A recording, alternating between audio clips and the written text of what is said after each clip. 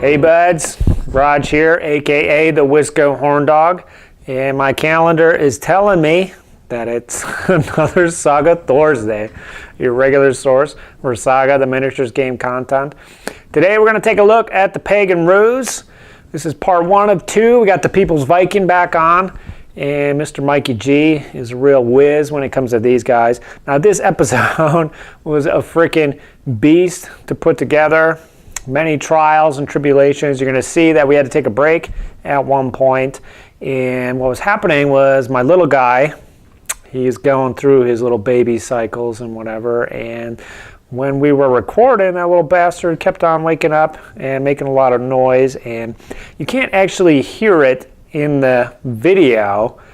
I kind of split the channels and stuff like that. And it just didn't really pick up at all, but we could hear it super clearly, and it was kind of distracting.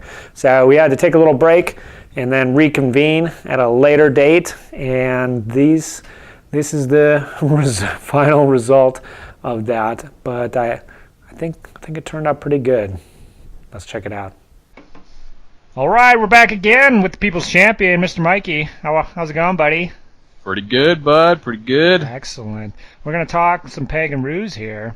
So, I know you played these guys at Adepticon last year, and was that kind of your first run with these guys, or you be getting some action with them otherwise?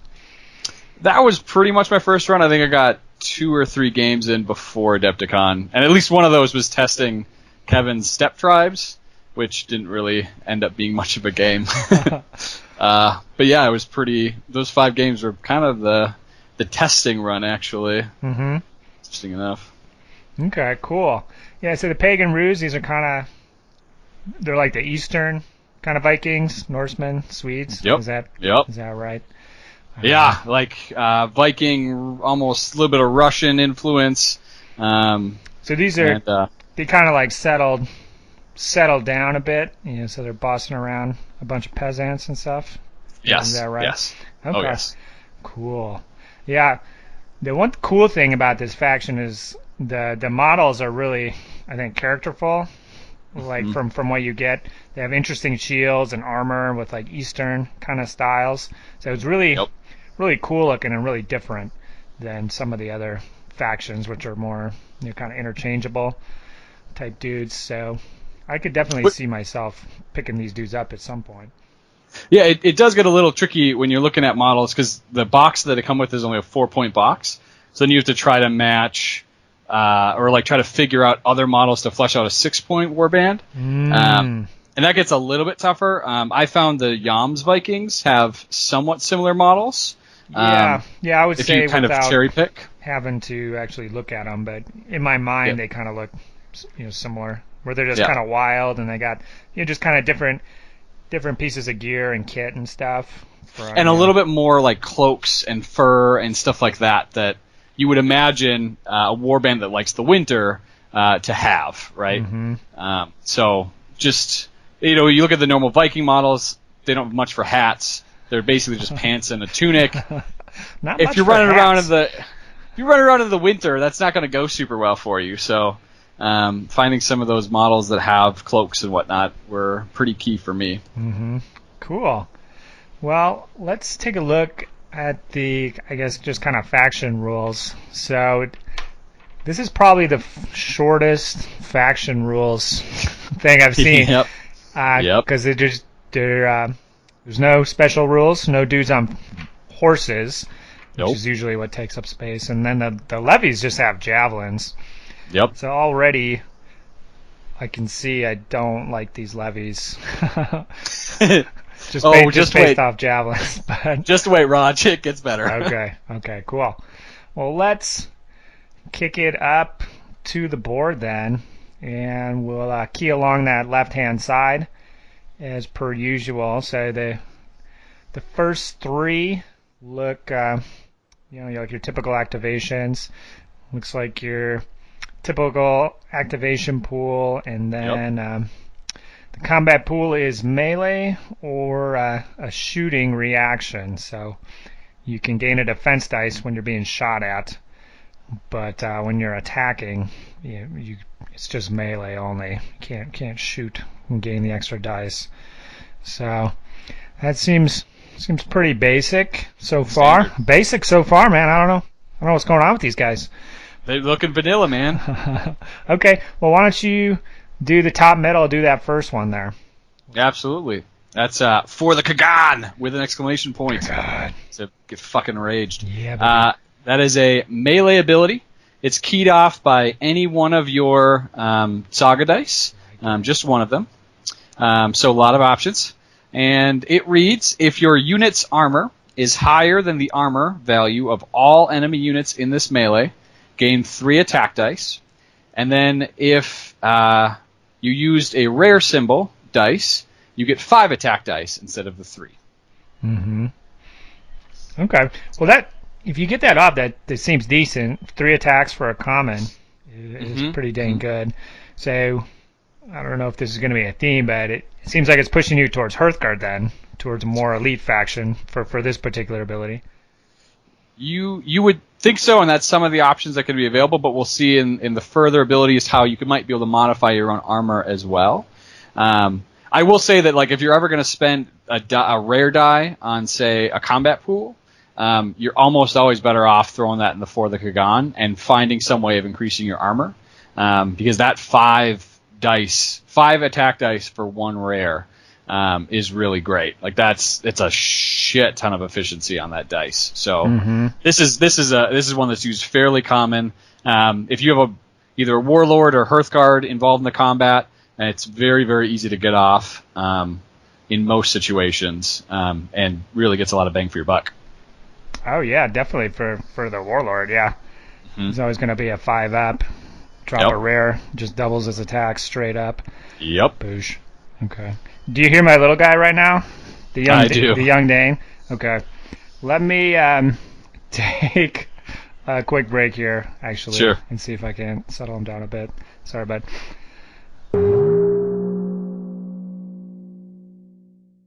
Alrighty. So we ended up taking a quick little break there.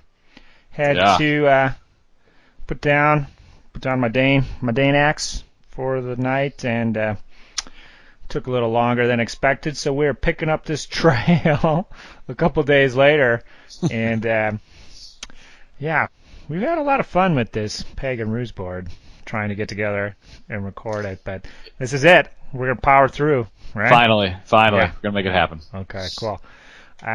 So we just reviewed for the Kagan, and that was a pretty decent ability. So you probably use this one all the time, I'm guessing? Yeah, quite a bit. Okay. Generally, if you're going to add dice to some sort of combat, you're probably going to utilize this one, just because it has restrictions. You have to have higher armor, but for 1 dice, you can gain 3 attack dice as opposed to 1 for 1 in the combat pool. So it's just more efficient in terms of your dice. I don't think we talked about this last time. How does that work with like fatigue then? So it's kind of simultaneous when you use their fatigue. Is there? You can actually choose the order. So if, for example, you're the attacker, this one is especially good when you're the attacker, because you can choose to spend their mere fatigue first, and thus lowering their armor or increasing yours, and then immediately spend this to gain the extra attack dice. So it's kind of a nice little double whammy, although we will see in a little bit why you might actually want to leave a fatigue on. It may be important later on. Ooh, interesting. Ooh. Okay. Excellent. Yeah, that is kind of interesting. So you can use it, burn the fatigue, lower their armor, pop the ability, and then in their turn they could actually pop their armor back up. Yes. But the ability, you've already added it to your dice pool. Yep. Okay. Good deal. Okay. Let's go down to the Great Winter. Is that two comments we're looking at? Yep. Until the start of your next turn, the movement of all units is limited to short. Until the start of your next turn, the maximum distance at which you can shoot is limited to short. And use it during your orders. But okay, so it looks like it's a double-edged sword. Yes. Your guys will be reduced to short, and they're reduced to short. But wow, yeah, if you're facing a cav army, pretty good, pretty decent. Or a shooting army. A cav shooting army. There's a couple. Mm-hmm. This is the iconic Pagan Rus ability, right? Like everyone, when they think of the Pagan Rus, they think of Great Winter, because it completely shifts the game. It basically puts everyone on the same level in terms of the movement and shooting. And Pagan Rus doesn't really have much for shooting, so that's not really an effect. And nothing in the army moves faster than short unless you have some sort of cav ally. So it's not actually affecting you that significantly. Whereas for mounted armies or shooting armies or units within those armies, it's a pretty significant hit. I will say that I almost never use this ability, partially because it is a double-edged sword, and partially because it basically slows the game down in a really unfun way, where, okay, we're both moving like shit, we're both shooting like shit, let's just get together at like turns 5 when we can actually reach each other. So that it's not super fun. And even if there's like tactical usage, depending upon opponent or scenario, Homeland being one that's significant, potentially, where like they have to maybe come at you as the defender and you can slow them down. It's still 2 dice to use. So it's a fairly expensive ability. It's not leaving you a lot of dice for other things. So it would not be something that I'm casting anywhere near every turn. I honestly, at Adepticon, over the 6 games of the championships, I think I cast it once, and that was kind of for shits and giggles. Yeah, I'm trying to think of kind of situations that I would use it, and I'm not really coming up with too many. Like you said, it just kind of slows things down. I guess if depending if you're like on those objective pieces, and they're not on them yet, you could burn it. It might be handy in the baggage scenarios when they're trying to get off the board. That might be, but you're also slowing. If you're going after them, you're also slower too. Yep. But with those multiple moves, that can add up pretty quickly. And I guess if you use a fatigue on somebody when they move, they'll go from short to very short. That's pretty brutal. But okay, cool. I should say that ability. I should say that as there's a weird thing in terms of like it's not that it makes all movements S, it limits your movements to S. Okay, so fatigue expenditure and abilities get a little bit wonky with it. So rereading it now, I can agree. Yep, is limited to okay. So it also kind of makes fatigue expenditure potentially useless in terms pointless. of Yeah. Okay. Cool. Let's pop down to the next one here. Standing like bears. It's a melee ability. You can use common or uncommon. Discard 3 attack dice to increase your armor value by 1. Juicy. Or discard 8 attack dice to increase your armor by 2. Wow, that is interesting here. So, this ability, it's kind of like just the opposite of this other one here. If you have higher armor for the Kagan, you gain 3 attack dice. This one, discard 3 attack dice to increase your armor by 1. So it doesn't seem like you would use those at the same time. They would just cancel each other out. Well, they cancel each other out to get you +1 armor for a wash in. Oh, okay. That's not bad. 2 dice. Yeah, most of the shield wall +1 armor things are 2 dice. Right. As I recall. So that's not bad if it's just a wash. But, wow, that's pretty juicy. Yeah, with that big unit of Hearthguard. Where you wouldn't even care about the 3 dice. Yeah. Yep. If you're like 12, 16, 24 attacks base, drop 3 to take you from 5 to 6. 5 to 6 is so big. Mm-hmm. That I would definitely take that attack dice hit. Do you ever do the second one? Discard. The 8 attack dice for +2 armor. That actually, I've found a lot more use for that. Now I'm nowhere near using that at the amount that I'd be using the dropping 3 dice for the +1. Because your just 8 attack dice loss pretty much means that any unit that you're using that with is just not attacking. And that's exactly what I use it for. It's a completely defensive ability meant to catch your opponent off guard and put some fatigue on their unit, and stop their plans of crushing, say, a warrior unit. So I'll sometimes sneak a little 8-pack of warriors towards the front of my lines, and as someone charges it and expects, okay, I can do a lot of damage, or even if I pull a bunch of dice in and supercharge a unit, I can annihilate this unit and fatigue bomb. You can play Standing Like Bears and go, okay, well, I'm not going to attack you, but now my armor's 6 as a warrior unit. To where you're going to kill some dudes, but you're not going to do that much damage. And all you're going to do is put fatigue on your unit for the next turn when I want to start playing some of these abilities off of on your fatigue. So it's a purely defensive ability to kind of create a little bit of a roadblock for your opponent. Yeah, and that's a really interesting use for it. That sounds cool. Yeah, a lot of games in Saga, like, you just kind of have to put a unit out there. You know, somebody has to take the hit. Yep. Because it's like, you know, a lot of games are tit for tat, and if you can keep your unit alive through the barrage of burning all their abilities, and you still got a good chunk of warriors left, I think it's well worth it. Mm-hmm. So cool. Yeah, just one dice, decent. Yeah, I think you probably use that one quite frequently. Almost every turn, I've got a dice on that. Yeah, baby. Okay, cool. Why don't you do the next one here? Looks like there's a lot of text. Maybe you can just summarize for me. Oh no! Fighting like wolves deserves its own. It deserves everything. Okay. This is arguably like the best ability on this board.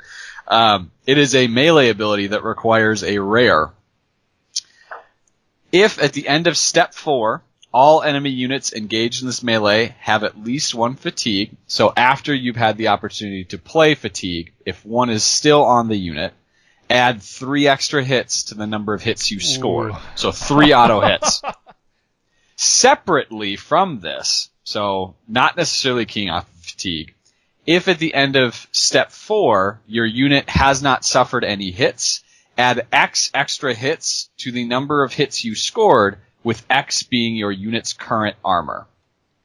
Wow. So if they don't hit you, you then deal an automatic number of hits. So if they have a fatigue on them, you're doing the 3, and if they didn't hit you, you're adding in as many hits as your armor, which is typically being cast on a higher armor unit like a 5 or a 6. So you basically pound somebody with 8 to 9 auto hits with this ability.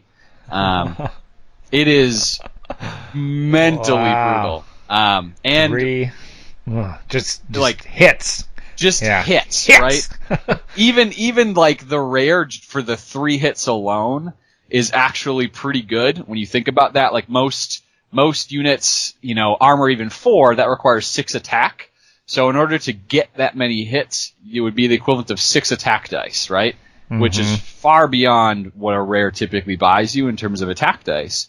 But then to have the added benefit of this terrifying no-hit clause hanging over your head, and it becomes a unit annihilator. For me, juicy. So people see Pagan Rus and they go, okay, the main thing, like, it's all about armor, stacking armor. You can stack this with Standing Like Bears, so that your armor is generally 6. Mm-hmm. And you think Hearthguard, right? Like, okay, a unit of Hearthguard doing this. You can trade some dice and not lose too many hits, as well as having armor 6 to just annihilate with Biting Like Wolves. What I tend to do is actually utilize this on my Warlord, because A, he is similarly armored, and B, there is a cap to the amount of dice you can throw at a Warlord when he is in conjunction with another unit. Yeah. Oh, so- that's such bullshit. Your warlord by himself becomes just this maelstrom of death, where he can put out like 9 to 12 hits Yeah, in a so single round of combat. It's not even attack, so it can exceed Right. whatever artificial caps. If your warlord Right. is going out on your turn, Yep. like you said, they can only put half the attacks. Most of Yep. the time, they don't even want to, so now you're kind of forcing Yes. them to assign Yes. a couple attacks to, you probably want to do like all that you can. Yep. Really, Against and a warlord that's armor 6, right? And it's going to shrug off. Yeah, so you wounds. know that you're not going to get much through just so you're not eating these extra hits. So it looks like this one could actually be comboed with standing Yes. like bears. Yeah. If you did the big one, so you have 0 attacks, but you could still do 9 automatic hits Yep. through this ability. Yep. This ability is gross. Yeah, it's and- kind of brutal because it's just good on its own, but then if they just get a little unlucky for that one turn, it's like Yep. hammer's dropped. Yep. And again, comboing with so one of the big things is creating fatigue for your unit to utilize with the biting like wolves, and which isn't that hard in the mid to late game. But that's again where you can utilize that defensive unit kind of as a screen in front of your army. With standing like bears, drop all your attack dice. You're not going to lose much. Put a fatigue on a unit, and all of a sudden your warlord could even take that unit that just got attacked and say, "Hey guys, let's go in and mess up somebody's day."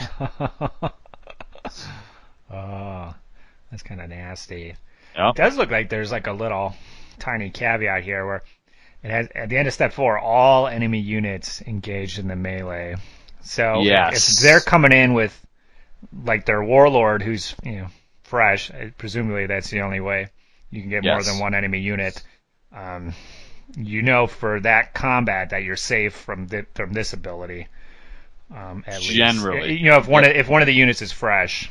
Yep. Yep. Either your warlord or the unit he's going in with. Yep. So just a little tiny sliver of hope there for you. But wow, yeah, that's awesome. In our game, I don't think you ended up using that because I don't remember. I think I would remember if you did this to me. I think I did, but I think you poked me. And that's that's you the just get a thing hit is, through.